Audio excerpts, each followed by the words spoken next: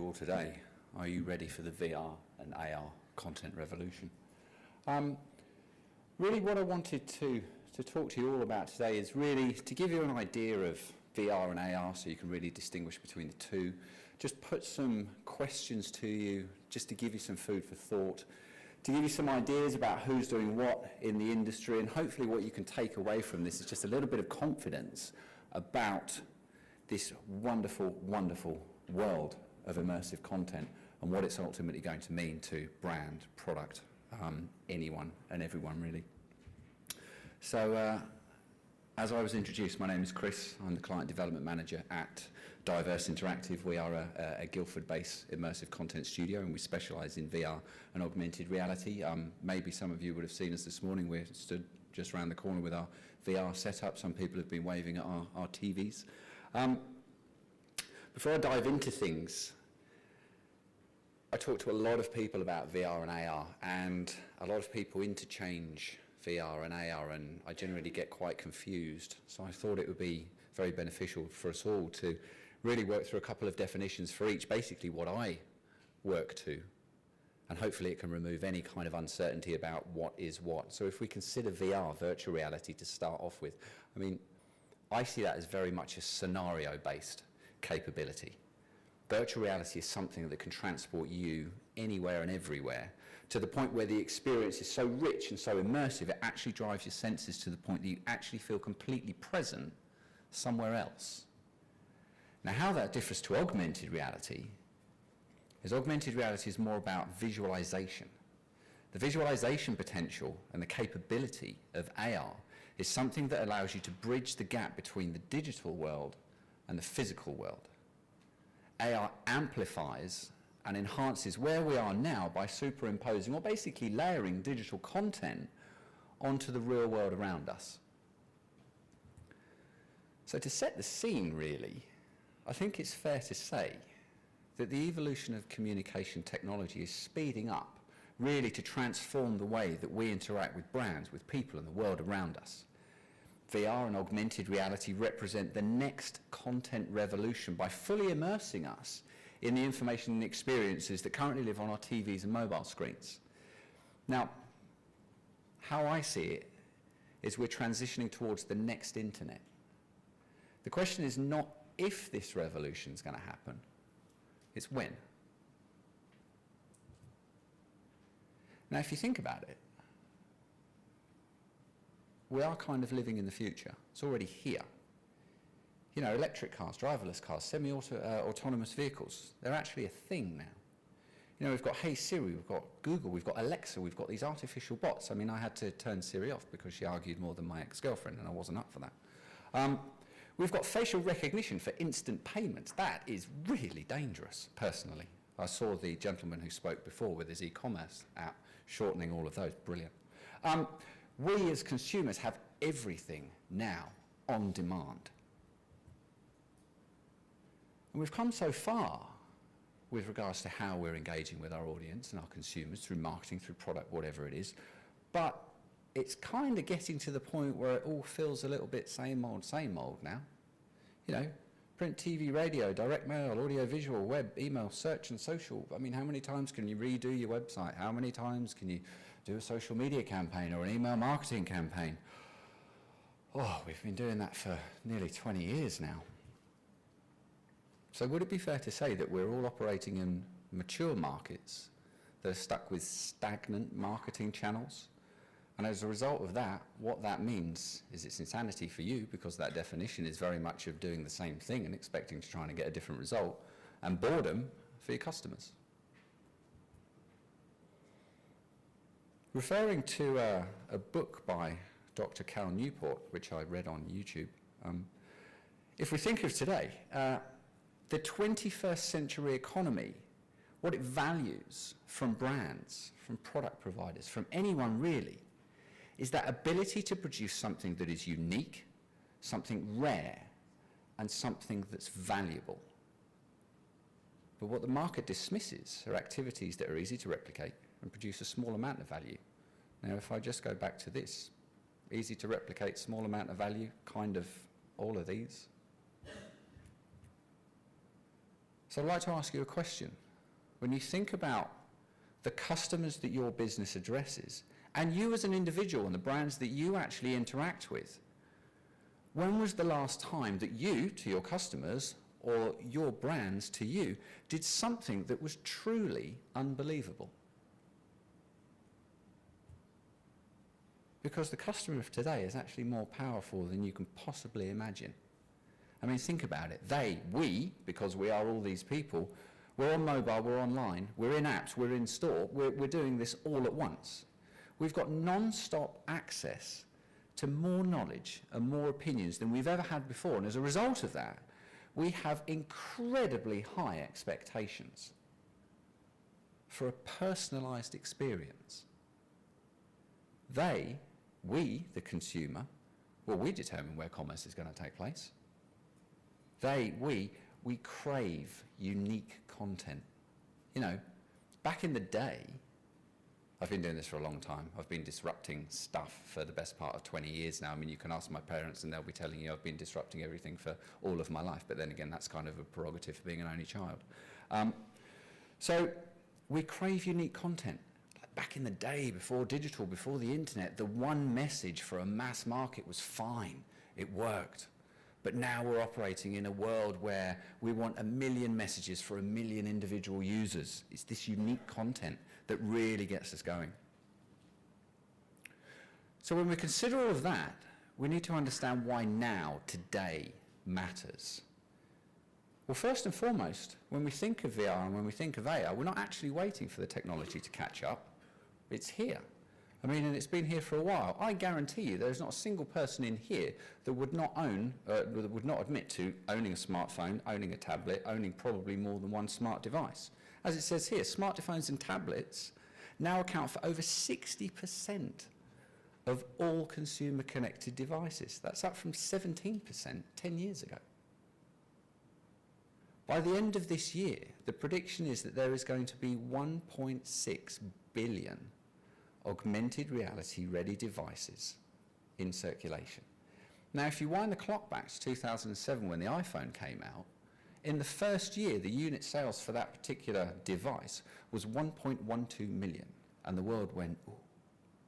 No one cares about millions nowadays. It has to be billions. And look at this, 1.6 billion.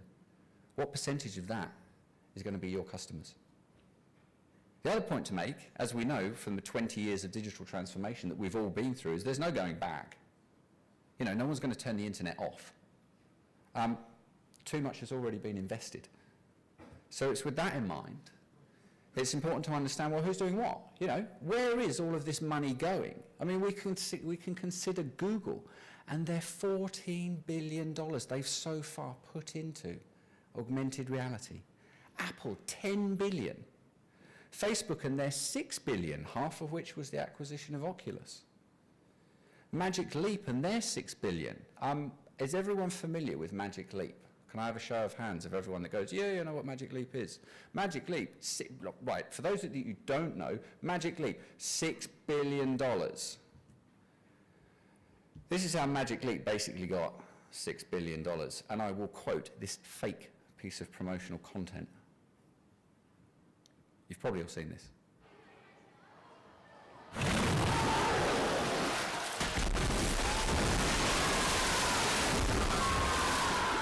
Had everyone seen that before? Yeah, no? Ah, those who haven't, fake. Those who have, I'll tell you why it's fake. Because if we consider what Magic Leap actually is, and when they pulled back the green curtain last year in Magic Leap's World of Oz, that's Magic Leap. Well, that's 1/3 of Magic Leap. And according to Magic Leap, they believe that this is the most natural and human-friendly wearable computing interface in the world. Sure. So if I'm riding around Palo Alto on my Segway wearing one of those, I'm going to get some massive high fives. If I'm wearing that on Streatham High Road on a Friday night in November, it's not going to be that well received. But this $6 billion, you know, investments from Disney, Google, Alibaba. Is it going to be another Google Glass? Time will tell. This slide makes me laugh because no one really knows. You know, you Google the predicted value of the VR and AR industry, and every day it will give you a different result. 65 billion by 2020, 80, 90, 120, 133 billion by 2020. Who knows? The point that I'm trying to make is it's not going anywhere. What the industry is saying is that by 2023, VR and augmented reality is going to have an estimated market value that's greater than the PC market today. The industry is saying that VR and augmented reality is going to surpass mobile in the next 5 years. Now, why this is quite significant is because it took mobile 10 years to displace TV and radio and all that sort of thing, to become our preferred device of choice. So we're rapidly moving towards a world that goes way beyond the two-dimensional boundaries that we've been confined to by way of our phone screens, by way of our laptops, by way of our TVs. We're going way beyond that, really, really quickly. As I said, virtual reality and augmented reality are here to stay, and that is a very, very good thing. So what does it all mean? Well, VR and AR is not about creating a better version of what you've already done before. It allows you to give your customer an experience that they will thank you for. It's about taking the conventional and it's about making it unique and personal. Because by doing so, you're going to be able to redefine customer expectations and reignite that spark that we as consumers has kind of been missing for a while now. Because it's all about customer engagement.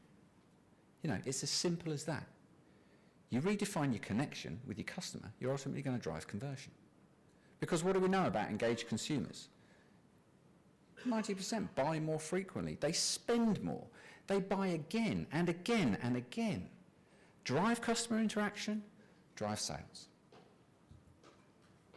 So to summarize this part of the talk so far, use VR and augmented reality to deliver a uniquely personal, customer-centric digital experience that's capable of increasing conversion through its unrivaled ability to engage with the customer on a level that hasn't been seen before.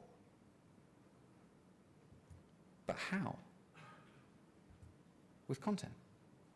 Don't worry about the technology. We know that content is and was king. So focus on content.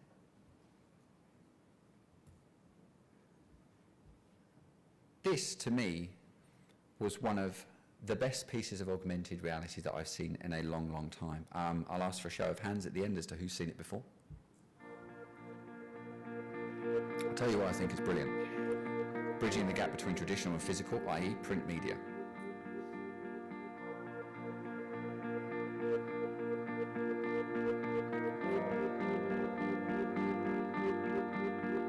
We've got a virtual showroom that visualizes the product. What do I keep going on about? A personalized experience, giving yourself the ability to make something that is uniquely personal to you.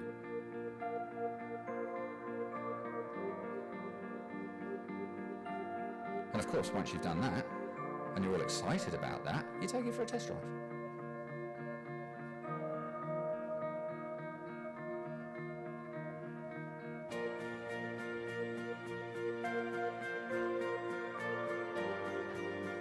Once you've been so engaged by all of that and you've driven it around your desk, you want to know where you can go and buy it. So we are directing people towards the point of purchase. And of course, as we know and love nowadays, if you love it, you share it on social. So for me, that ticks every single box of, from my point of view, a very basic augmented reality campaign. But the interesting thing about this is this was done in 2014. It's not last year, it's not this year. No, it's a long time ago if you think in digital land. So the point I'd like to make with regards to this kind of content experience, because I'm not going to use the word technology, because that really shouldn't be an issue with regards to your thinking. That's certainly where companies like Diverse Interactive help. If we look at the timeline, both AR and VR have been around for a long time now. You know, AR really started in 2009. No, we can say 2008 with Blipper, but let's consider this. This is not an exhaustive list. You can add to it. I tried to get it on one slide. Esquire magazine in 2009 launched their first print-ready front cover. It was Robert Downey Jr. Virtual reality started in 1968 with the Sword of Damocles, which was a monstrous machine. VR kind of went quiet a bit in the 90s. They came out with some dodgy headsets that made you feel sick. Things have moved on from then, which is great. Significantly, if we start to look at recent times, 2014 for AR, Google Glass, do you remember that? Silence, brilliant. Facebook bought Oculus, as I said, for $3 billion. 2015, Snapchat took everyone's selfie game to the next level. From a VR point of view, Cardboard was launched. That went into the market in the States with 15 million handsets. 360 came onto Facebook and YouTube, and Gear VR with Samsung came onto the market. 2016, Pokemon Go. Now, Pokemon Go was augmented reality, but many people didn't actually know it was augmented reality. But remember what I said, the definition of what AR was, superimposing, layering digital content onto the real world. Now, the reason why Pokemon Go was so significant is there were 100 million downloads of Pokemon Go in the first month. It blew the App Store to pieces. The very other interesting thing about Pokemon Go is for 25 years, technology was all about making us sit still and look down at our devices. Pokemon Go said, don't give up your device. Go out and explore the world, but take it with you. Digital world, physical world.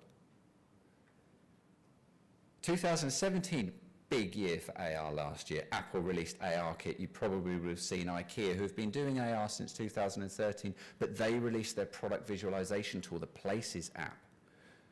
There was a great campaign that came out for Ribena last year that was using augmented reality. Magic Leap, as I said, we'll see. 2018, this year has been quite significant. What Facebook are doing and what Facebook are planning with regards to how augmented reality is going to integrate with Messenger and really reshape e-commerce or AR commerce is going to creep up on us all, but it's going to be awesome. And of course Google Lens. Now the thing with augmented reality is the jewel in the crown is who controls the camera on the device. Facebook are putting their hand up and saying, well, we can do that. But Google are putting their hand up and saying, but we can do that also. And Snapchat with their 100 million users are going, yeah, but we can do that also. So it's a very interesting battle that's going on. But as I said, this isn't going away. It's just becoming a lot easier for us and our customers to access AR content. VR here, as I said, look, we've done some good work for Mercedes-Benz. Last year there was a very, very good piece for VR that came out that Eurostar were doing. Qantas are doing some good VR content at the moment. 2018, what Facebook are doing with regards to VR is they are preparing Facebook for VR.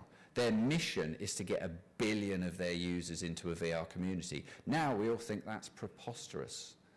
But then again, kind of Facebook know a thing or two. So let's revisit that in about 3 or 4 years' time and see where we are.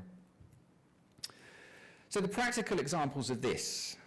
Virtual reality, as I said, scenario-based. Virtual reality, amazing for destinations, locations, places, spaces and environments. Really good for travel and tourism, property, development, automotive machinery, health and pharmaceutical, even entertainment. All of that orientates around taking your users somewhere else. Augmented reality, amazing for product visualization, demonstration. It's brilliant for complex products, intricate products or inanimate products. Really, really good. We have certainly seen this year that the explosion of AR in retail and the FMCG sector, massive.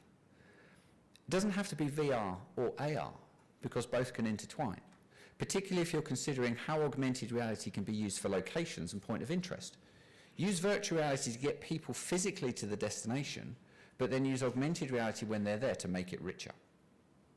Augmented reality for learning and education, absolutely fabulous. Some case studies of what it is that we've been doing. As I said, scenario-based. I work for American Airlines, was a virtual tour that give customers the opportunity to go and explore the American Airlines fleet of aircraft without ever actually having to go there.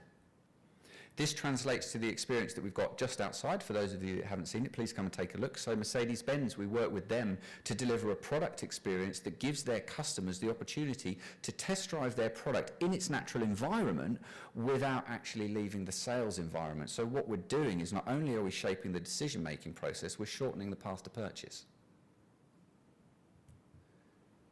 pharmaceutical client of ours came to us and said, yeah, you know, we've got a product that only works really when it gets into your body. How can we demonstrate that? Because we basically have to sell it.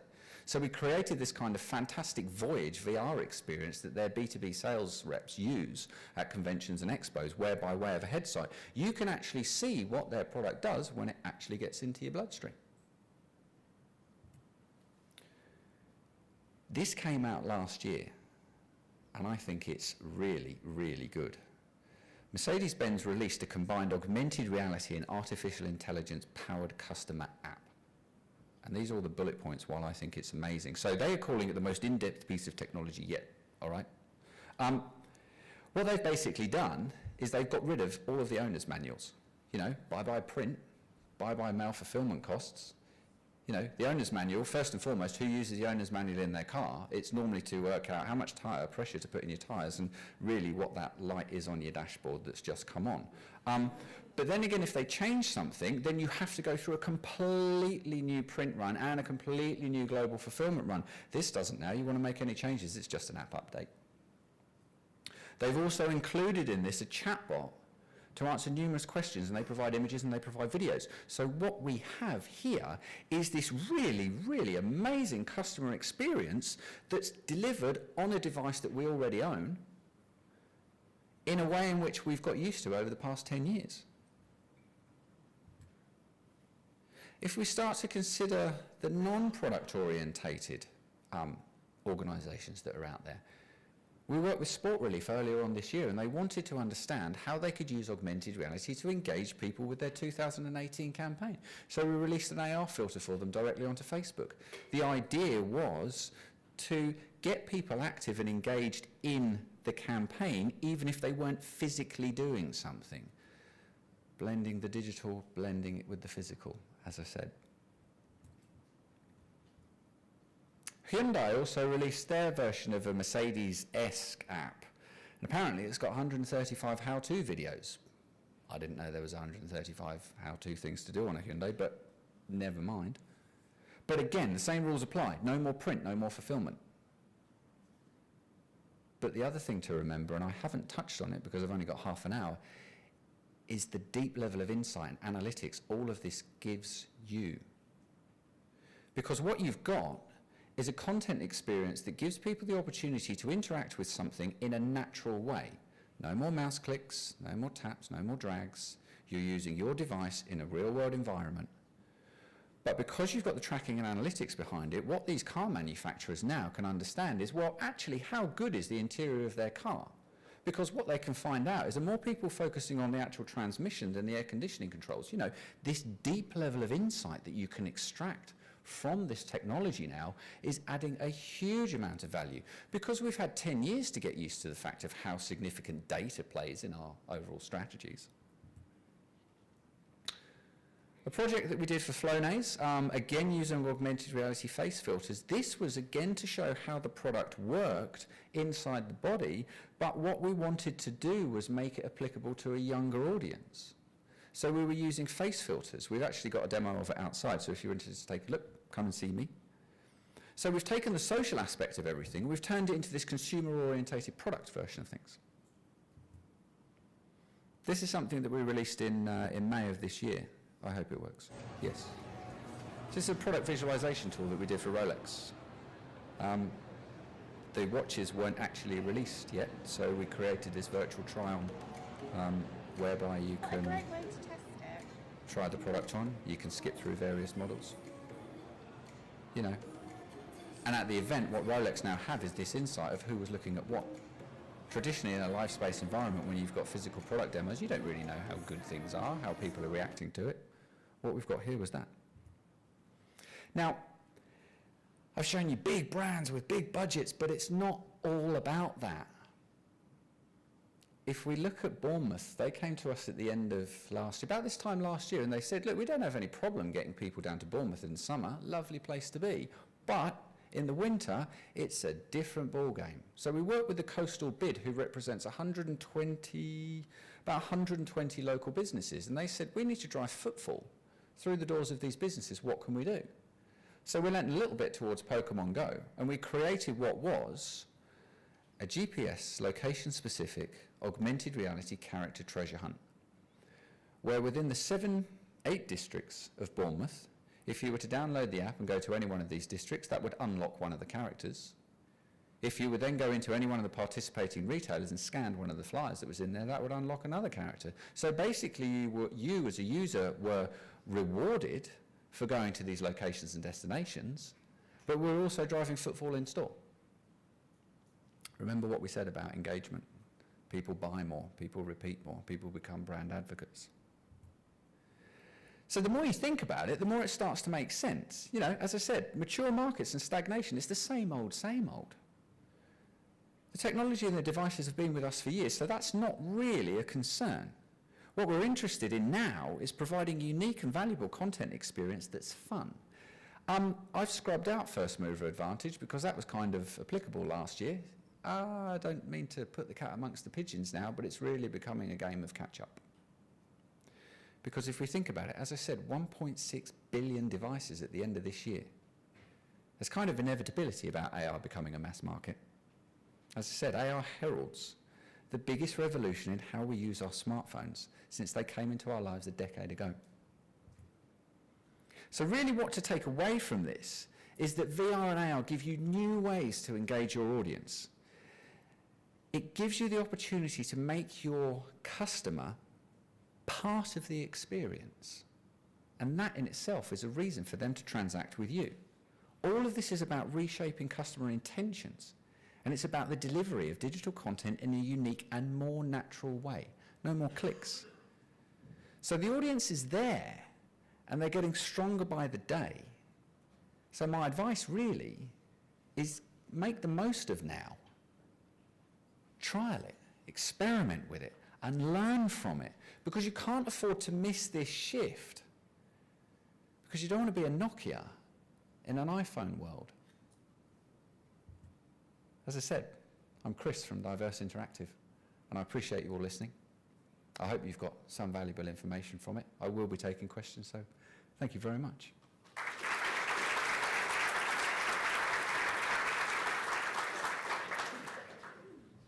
Any questions? Oh, come on. They're all shy.